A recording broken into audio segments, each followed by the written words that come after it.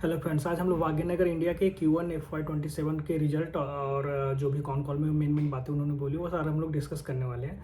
But before starting this discussion एक disclosure है कि this is my portfolio company. Okay, so अभी पहले हम लोग उसके नंबर से स्टार्ट करते हैं। और नंबर से पहले मैं अगर आपको इस बिज़नेस के बारे में नहीं पता, so basically they do the scrap recycling. मतलब ये क्या करते हैं कि कॉपर लेते हैं, इंपोर्ट करते हैं कॉपर का स्क्रैप, और उसके बाद उसको रिसाइकल करके commodity product, then value added product, जो मतलब AI related bus bars and all those thing, वो सारा कुछ बना के मार्केट में सप्लाई करते हैं। तो ये सिंपल बिजनेस मॉडल है इनका। ठीक है, अभी हम लोग इनका नंबर देखते हैं। सो रेवेन्यू फ्रॉम ऑपरेशन का जो नंबर आया है दैट इज़ 45.20% YY अप हुआ है।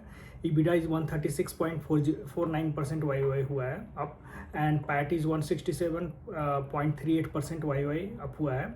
EBITDA margin is 5.5% and the PAT margin is 2.87%। ठीक है, एंड उनके रेवेन्यू कंट्रीब्यूशन में अभी उनका जो वैल्यू एडेड प्रोडक्ट है दैट इज़ अराउंड 63% और commodity product is 37%। And what they are saying कि हम लोग धीरे धीरे करके जो वैल्यू एडेड प्रोडक्ट है उसका हम लोग ये जो मिक्स है वो बढ़ाते जाएंगे, और इसको हम लोग बाई प्रॉब्ली FY30 तक हम लोग इसको 69% के आसपास लेके जाएंगे। अभी उनके दो मैन्युफैक्चरिंग प्लांट है, और दोनों हैदराबाद में है। एक है जो 4 एकड़ फैसिलिटी में है, एंड दूसरा है एरिया मतलब 60 एकड़ के आसपास का है। और नेक्स्ट 2 साल में मतलब बाई FY27 और 28 में 40 करोड़ और वो इन्वेस्ट कर रहे हैं, कैपेक्स कर रहे हैं, सो दैट ये जो कैपेसिटी है जो उसको एक्सपैंड कर सकते हैं, क्योंकि करंट यूटिलाइजेशन का उनका नंबर आई थिंक अराउंड 70% के आसपास है।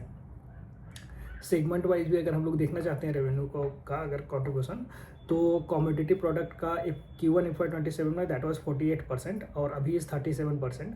बस बार इज़ 24% इन Q1 FY26 में, and now it's 31%। Auto and switch gear Q1 FY26 में it was 13% and now it's 16%। Motor and transformer is 11% in Q1 FY26 में, और now it's Q1 FY27 में that is 12%, and other by product is 4% दोनों जगह पे है। ठीक है, तो ये जो बस बार है, then the auto and switch gear है, एंड मोटर एंड ट्रांसफार्मर है, दो इसमें आप देख रहे हो कि इनका जो रेवेन्यू कॉन्ट्रीब्यूशन है वो बढ़ रहा है।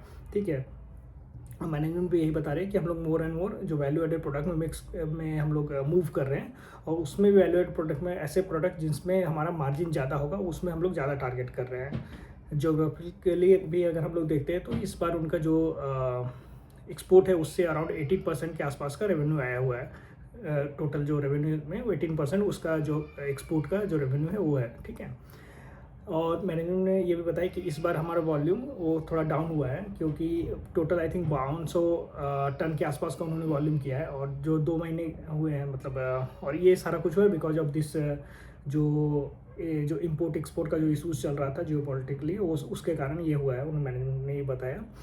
और जो 2 मंथ गए हैं मतलब जो करंट क्वार्टर का मतलब May, April and May, right. So 2 month में ये प्रॉब्लम्स हुआ, बट जून मंथ से में ही उन्होंने 2200 टन का वॉल्यूम किया है इन दिस 5200 टन में से। ठीक है, सो आगे चल के व्हाट दे आर सेइंग कि प्रॉब्ली अभी हम लोगों को लग रहा है कि जो सिचुएशन है वो नॉर्मलाइज हो रहा है।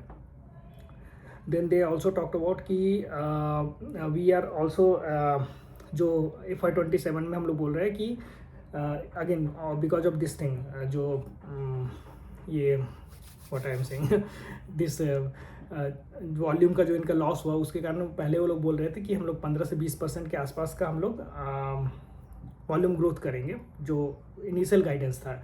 नाउ दे आर सेइंग कि हम लोग 12 से 15% के आसपास का टारगेट कर रहे हैं, बट आगे नेक्स्ट ईयर मतलब दिस इज़ द FY27 के लिए ही सिर्फ है, बाकी आगे के लिए ये वो वापस 15% से ऊपर का जो प्रीवियस टारगेट था वही हम लोग लेके चलेंगे।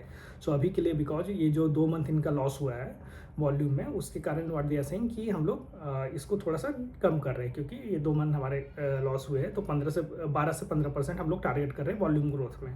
ठीक है, देन अभी का अगर आप उनका EBITDA मार्जिन का नंबर देखते हैं तो 5.5% के आसपास का है। अगेन वो व्हाट दे सेड कि ये अभी सस्टेन नहीं करने वाला है, बिकॉज जो 2 मंथ में जो रॉ मटेरियल का प्राइसेस का प्रॉब्लम हुआ उसके कारण ये उस चीज़ को उसका एडवांटेज लिया, मतलब प्रोडक्ट्स प्रॉब्लम इनके हाई मार्जिन में गए बाहर मार्केट में, सो उसके कारण ये मार्जिन में उनका 5.5% का मार्जिन देख रहे हो। बट आगे चल के ये मार्जिन आप जो 5 से 5.5% के बीच का ही नंबर रहेगा हमारा, दैट्स मैनेजमेंट ने क्लियर किया, ठीक है। और हमने ये बात की कि आगे चल के वैल्यू एडेड प्रोडक्ट कैसे आगे लेके जाने वाले हैं। Then they are also targeting, मतलब जो इंडस्ट्री का ग्रोथ रेट है जो अराउंड 12% के आसपास का है, so what they are saying कि हम लोग उसका 2x टारगेट कर रहे हैं, मतलब 25 से 26% का ग्रोथ कैगर ग्रोथ रेट हम लोग टारगेट कर रहे हैं। और बाई FY30 जो रेवेन्यू का टारगेट है दैट इज़ 5,000 करोड़ के आसपास का हम लोग रेवेन्यू का टारगेट कर रहे हैं। And they also talked about कि अभी जो हमारा करंट कैपेसिटी है that is 35,000 metric ton per annum है, उसको हम लोग 45,000 मीट्रिक टन पर एनम लेके जाने वाले हैं बाई FY30 तक। और आई थिंक इस साल में उन्होंने बोला कि इस साल में हमारा कैपेक्स का जो आगे जो कैपेक्स का जो इन्वेस्टमेंट कर रहे हैं 40 करोड़ का, आई थिंक वो नेक्स्ट ईयर से हम लोग उसको देख पाएंगे। सो आई थिंक इस साल में उनका प्रॉब्ली कैपेक्स का ये जो इन्वेस्टमेंट है वो हम लोगों को मतलब एक्चुअल प्रोडक्शन में probably will not able to find that one, so next year से probably will able to see that one. Then they also talked about company restructuring का। आई थिंक पिछले कॉन कॉल में भी उन्होंने बोला था कि because the current company have this windmill है, then they have this land parcel, और जो कॉपर का जो इनका बिजनेस है वो भी है। तो ये सब चीज़ें टू फोकस करके एग्जीक्यूट करने के लिए व्हाट दे आर सेइंग कि हम लोग जो कॉपर का बिजनेस है वो अलग करेंगे एक अलग कंपनी में, बाकी चीज़ें दूसरी कंपनी में चली जाएंगे। So they will able to execute जो कॉपर का बिजनेस है उसको फोकस देके एग्जीक्यूट कर पाएंगे, और दूसरा बिजनेस भी फोकस देके एग्जीक्यूट कर पाएंगे। So that's their current target कि वो लोग इसको अलग अलग कंपनी में डालने वाले हैं, अलग अलग एंटिटी बनाने वाले हैं। So those are the main thing about Bhagyanagar India limited के बारे में। अगर आपके कुछ क्वेश्चंस होते हैं तो आप कमेंट में ऐड करो, लेट मी नो अगर किसी दूसरी कंपनी के बारे में भी आपके कुछ क्वेश्चंस हैं। और अगर आपको एनालिसिस वीडियो कुछ अच्छा लगा तो like share and subscribe. Thank you.